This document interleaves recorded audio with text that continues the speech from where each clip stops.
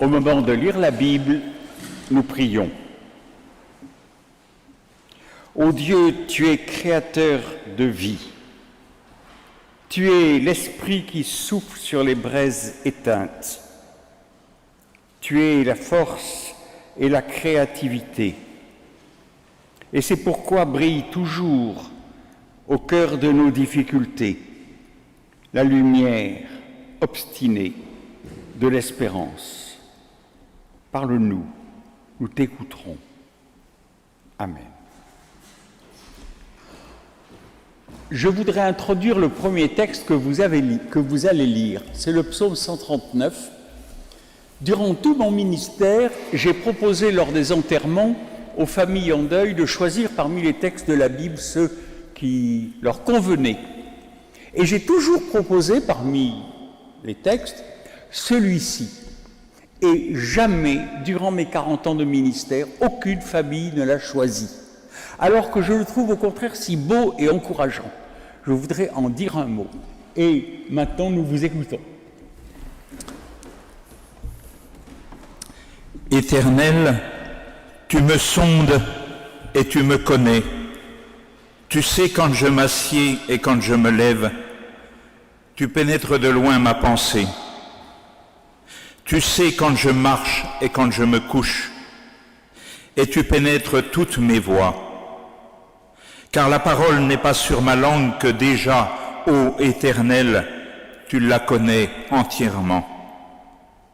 Tu m'entoures par derrière et par devant, et tu mets ta main sur moi. Où irai-je loin de ton esprit? Où fuirai-je loin de ta face? Si je monte aux cieux, tu y es. Si je me couche au séjour des morts, t'y voilà. Si je prends les ailes de l'aurore et que j'aille habiter à l'extrémité de la mer, là aussi ta main me conduira et ta droite me saisira. Si je dis, les ténèbres me couvriront, la nuit devient lumière autour de moi. Même les ténèbres ne sont pas obscures pour toi, la nuit brille comme le jour, les ténèbres comme la lumière. La seconde lecture est dans la première épître aux Colossiens, les versets 12 à 17. Rendez grâce au Père qui vous a rendu capable d'avoir part à l'héritage des saints dans la lumière, qui nous a délivrés de la puissance des ténèbres et nous a transportés dans le royaume du Fils de son amour, en qui nous avons la rédemption, la rémission des péchés. Il est l'image du Dieu invisible, le premier-né de toute la création, car en lui ont été créées toutes les choses qui sont dans les cieux et sur la terre, les visibles et les invisibles. Trône, dignité, domination, autorité. Tout a été créé par lui et pour lui. Il est avant toute chose et toute chose subsiste en lui.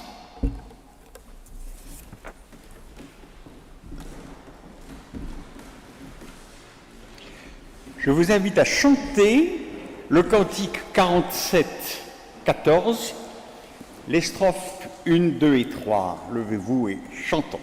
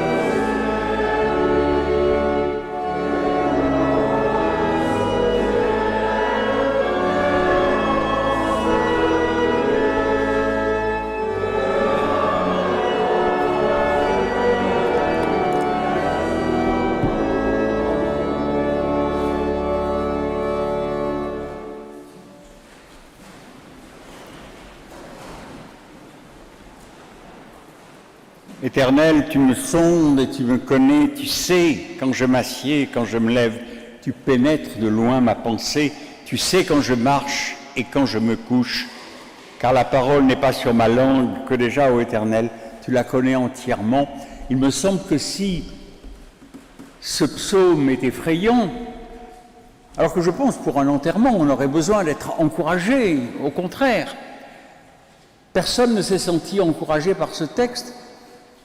Il me semble que c'est parce que peut-être les gens se disent « j'aimerais autant que Dieu ne sache pas ce qui est sur ma parole avant que je la prononce, que Dieu ne sache pas ce que je fais quand je me lève et quand je me couche, parce qu'il trouverait que cela ne convient pas. Il me jugerait, il me condamnerait. Au fond, je me sens indigne, incapable de vivre devant Dieu, devant un Dieu menaçant, devant un Dieu juge. » J'ai pensé, pourtant, imaginez que ce psaume ait été écrit à l'envers, puisque tel qu'il est, il est effrayant. Si on dit le contraire de ce qu'il chante, alors on devrait être rassuré. Alors j'ai écrit ce psaume à l'envers, et il me semble qu'il n'est pas du tout rassurant, bien au contraire. Éternel, tu ne te rends pas compte de notre vie. Je ne me sens pas compris. Je m'assieds, je me lève et tu regardes ailleurs. Quoi que je pense, tu n'en tiens pas compte. Où irais-je pour toucher ton esprit? Tu n'es jamais là. Aujourd'hui, les ténèbres me couvrent et je ne vois aucune lumière devant moi. Les ténèbres demeurent obscures autour de moi. Mais c'est cela qui est effrayant. C'est cela où nous nous sentons vulnérables, abandonnés, sans personne pour nous soutenir, sans élan, sans force, sans courage, sans dynamisme créateur, sans esprit de vie en nous. Les ténèbres demeurent obscures autour de moi. Il n'y a pas ta lumière. Alors que le psaume disait, la lumière surgit autour de moi. Une fois, quelqu'un m'a dit, les gens qui ne croient pas en Dieu ont tort, c'est d'accord. Mais ils sont plus heureux que nous, parce qu'ils n'ont pas un Dieu menaçant qui est sans arrêt à les critiquer. Et j'ai pensé, c'est exactement le contraire. C'est nous qui sommes plus heureux d'avoir notre Dieu de vie en qui nous avons l'élan, l'esprit et tout ce dont nous avons besoin pour tenir le coup malgré tout. Quelle idée se fait-on donc de Dieu lorsque on dit on est plus heureux sans Dieu, lorsqu'on dit alors je me détourne de Dieu, on dit que la majorité des Français maintenant ne veulent plus croire en Dieu, veulent bien avoir une spiritualité mais pas de Dieu. Pourquoi? Sans doute parce qu'ils disent Dieu est un vieillard dominateur dans le ciel à notre image comme nous aimerions être. Et si nous étions tout-puissants, omniscients, capables de tout, nous serions des dieux peut-être terrifiants. Imaginez Dieu à sa propre image. Après tout, c'est ce que l'on fait facilement. Un philosophe a dit, si les chevaux avaient un dieu, ce serait comme un grand cheval. Si nous avons un Dieu, c'est peut-être le Dieu que nous imaginons à notre image. Et c'est vrai que je crains ce que serait le monde si c'était moi qui étais tout-puissant, omniscient, si vous étiez redresseur de tort, si nous étions capables d'arrêter le chauffard dangereux qui a grillé un feu rouge, si nous pouvions punir les loupards, si nous pouvions être culpabilisants, si nous pouvions être menaçants, si nous pouvions être méchants et tout-puissants. C'est cette fausse image moralisatrice, culpabilisante, qu'on projette peut-être sur Dieu et qui fait qu'on se détourne de lui et qui fait qu'on n'aimerait pas que Dieu sache quand je marche et quand je me couche et pénètre mes pensées. Fausse image d'un Dieu menaçant et sans miséricorde. J'ai lu qu'en janvier, on fait dire une messe pour le repos de l'âme du roi Louis XVI. Parce qu'on pense, enfin ceux qui le font pensent, qu'il est en purgatoire depuis, si je compte bien, 228 ans. Et que depuis 228 ans, qu'on prie Dieu, qu'on fait des messes pour qu'il sorte du purgatoire, Dieu répond toujours « non, pas encore ». Un Dieu terrifiant, un Dieu abominable. Et d'ailleurs, certains disent, à cause de cette image-là de Dieu, d'ailleurs la religion de Dieu, c'est tout ce qui est interdit.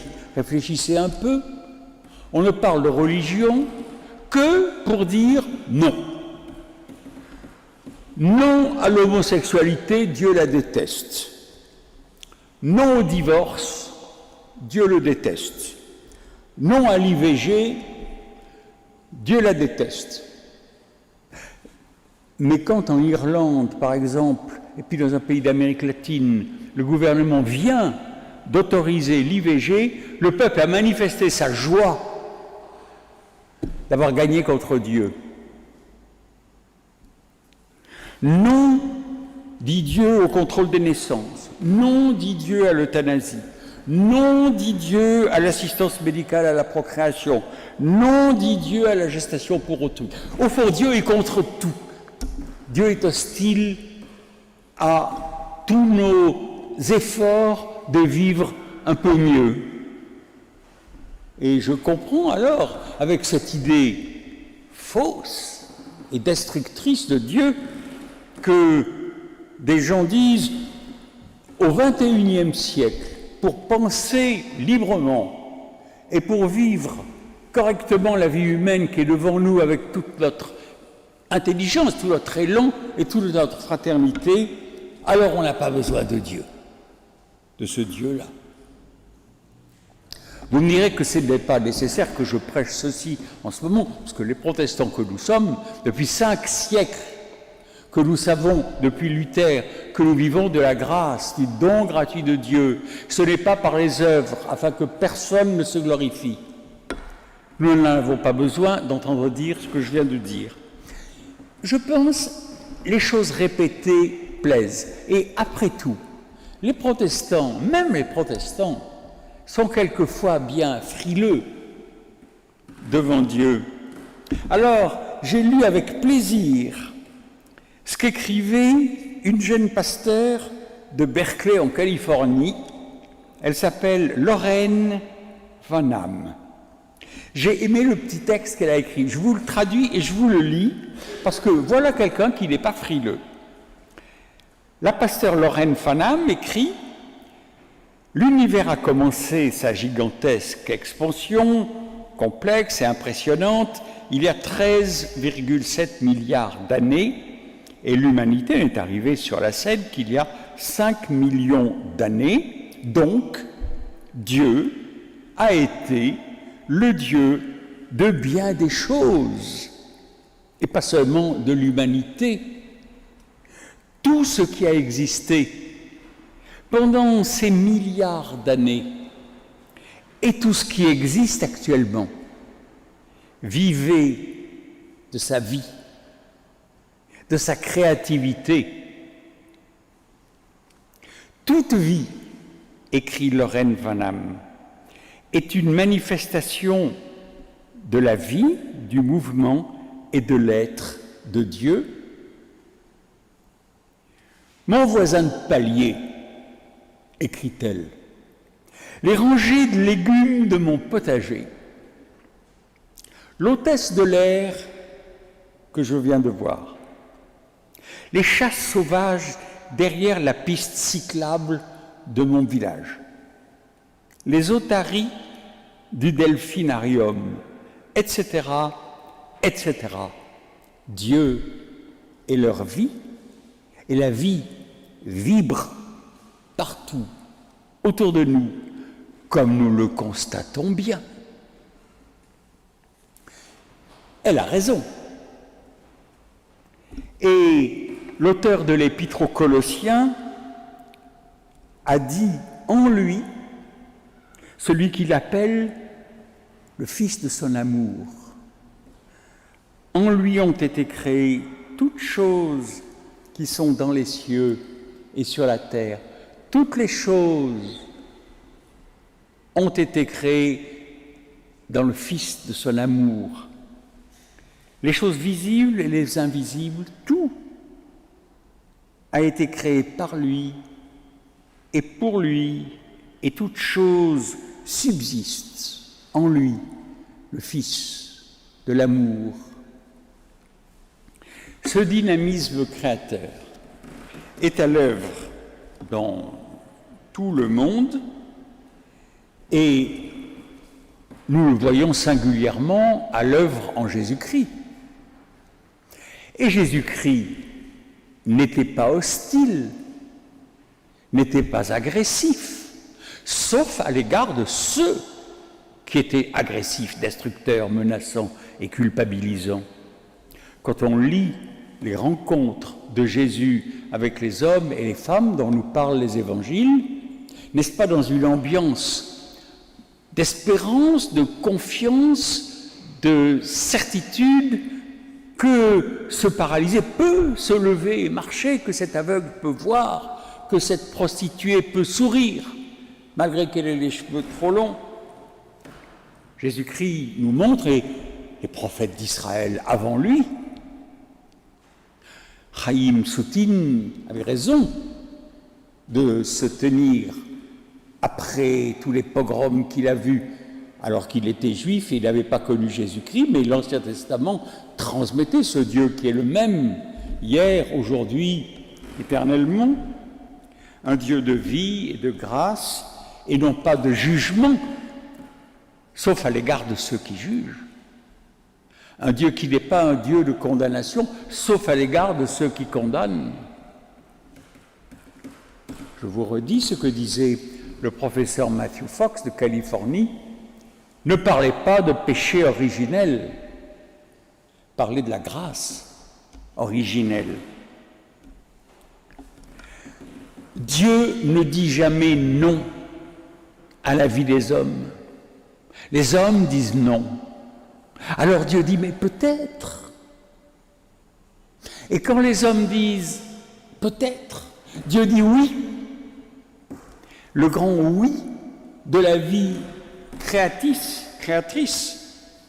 Dieu est l'âme du monde. Dieu est l'harmonie, le grand mouvement de la vie pour que nos esprits trouvent la paix. Donnons-leur du repos en Dieu. Ne disons pas l'envers du psaume 139. Ne disons pas « Éternel, tu ne te rends pas compte de notre vie. Je ne me sens pas compris. » Ne disons pas « Je m'assieds et je me lève et tu regardes ailleurs. » Disons « Tu sais quand je marche et quand je me couche. Tu m'entoures par derrière et par devant, et tu mets ta main sur moi.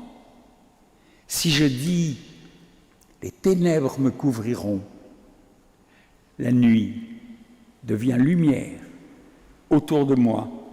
La nuit brille comme le jour, les ténèbres comme la lumière. Frères et sœurs, Dieu en nous et nous en lui.